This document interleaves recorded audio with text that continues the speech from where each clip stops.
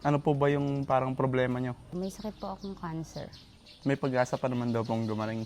Kailangan ko pong kailangan ko daw po irradiation at saka chemotherapy. Ilan po yung anak nyo? 3 po. Nanonood po, pwede pong naiyak talaga ako. Sa mga nanonood po, sana po matulungan niyo po ako, makapagpagamot po.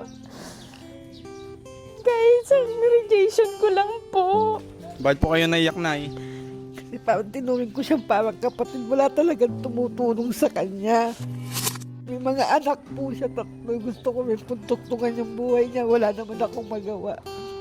Tanging magagawa ko lang yung alagaan ko yung mga anak niya. Pero sa mga financial, wala akong magawa. Sariwakwakan na!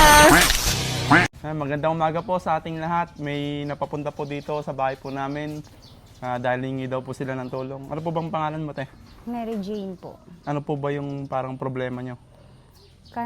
May sakit po akong cancer. Cancer? Anong cancer po? Cervical cancer, stage 3. Matagal na po yan. Bali na nagsimula nung August pero nalaman ko nung March. March po. Diyan po ako nagpapagamot sa may Kabanatuan. Ano pong sabi? Yun po, dun ko po nalaman na may cancer ako. May pag-asa pa naman daw pong gumaling.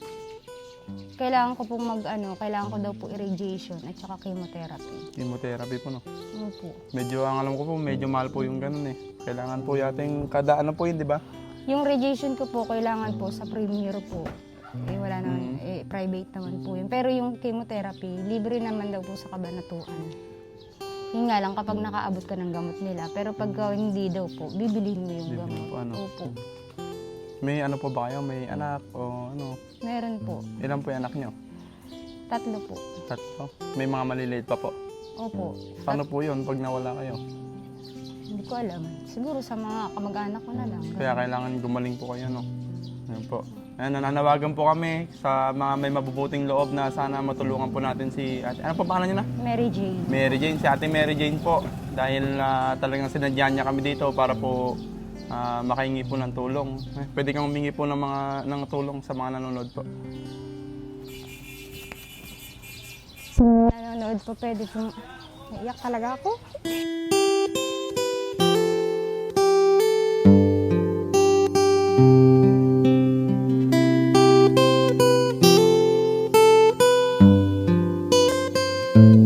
Mga nanonood po, sana po matulungan niyo po ako, makapagpagamot po. Kahit sa radiation ko lang po. Hindi na po kasi ako nakakabalik ng Kabanatuan kasi yun po ang hinihingi sa akin. Yung radiation ko po. Hindi po ako nakakapag-follow up. Kasi yun po ang inaano sa akin. 5 session po yung hinihingi sa akin. Tapos kailangan ko pa po ulitin yung CT scan ko doon din po sa Premier. Wala naman po akong ganung perang kalaki. Gaano po ba kahirap ang may cancer po? Masakit po. Sobrang sakit. Tinitiis ko lang po. Nilalabanan ko yung sakit. Ano naman pong naramdaman nyo nung nalaman nyo pong parang may cancer po kayo?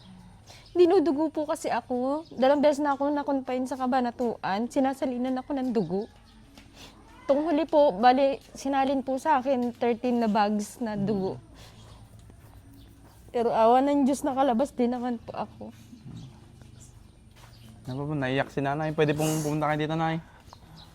Naiyak po kasi si nanay eh. Nakapansin ko eh. Bakit po kayo naiyak, nay? Kasi parang tinuring ko siyang parang kapatid. Wala talagang tumutulong sa kanya. Meron man po tumulong. Yun po ay yung ibang mga tao. Makakakilala lang Ganda ang po. puso niya. May mga anak po siya 3. Gusto ko may puntugtungan yung buhay niya. Wala naman akong magawa. Tanging magagawa ko lang yung alagaan ko yung mga anak niya. Pero sa mga financial, wala akong magawa. Hindi niyo po siya kano-ano? Ibigan Pero ko lang po siya mula nung Mula nung napunta siya dito, ako na nag-alaga ng mga anak niya. Hanggang ngayon ako nag-aalaga ng mga anak niya. Naaawa ako sa kanya kasi wala na siyang pamilya eh. Parehas kaming ulila pero naiintindihan ko yung kalagayan niya. Naaawa ako talaga sa kanya. Wala akong magawa. Higit pa sa kapatid tuwing ko sa kanya. Kaya sabi ko, lakasan niya na lang yung loob niya. Wala na tayong magagawa kundi humarap na lang hanapin natin yung sawi-wakwak para sakaling matulungan tayo ng mga sa vlog niya. Kung wala talaga kaming magawa. Kinilabutan naman po ako. Kasi ako po, talagang aminin ko po, sa mga ganyang kalagayan po, wala po ako magagawa. Kasi maliit pa naman po yung ano. Pero sa tulong po ni Lord, magbibigay po siya sa atin sakali ng mga mabubuting may kaya sa buhay po para matulungan po tayo. O kaya po kahit paunti-unti po yung maano po natin, maipon po natin sa mga magbibigay po. Malaking tulong na din po kahit paano po. Opo. Yan po. Sa mga gusto pong tumulong, kila Ate Mary Jane po para po sa tulungan niyang paggaling para maano po siya. Anong tawag doon? Radiation. Ayun po sa radiation niya. Tapos chemotherapy po, no? Ayan po, sana po may mga magbigay po para po sa kanila, makaipon po tayo. Ayan po, maraming salamat po. Ate, alam ko po hindi po sapat ito, pero sana po kahit papano po makatulong po. Kahit sa pangkain-kain nyo lang po.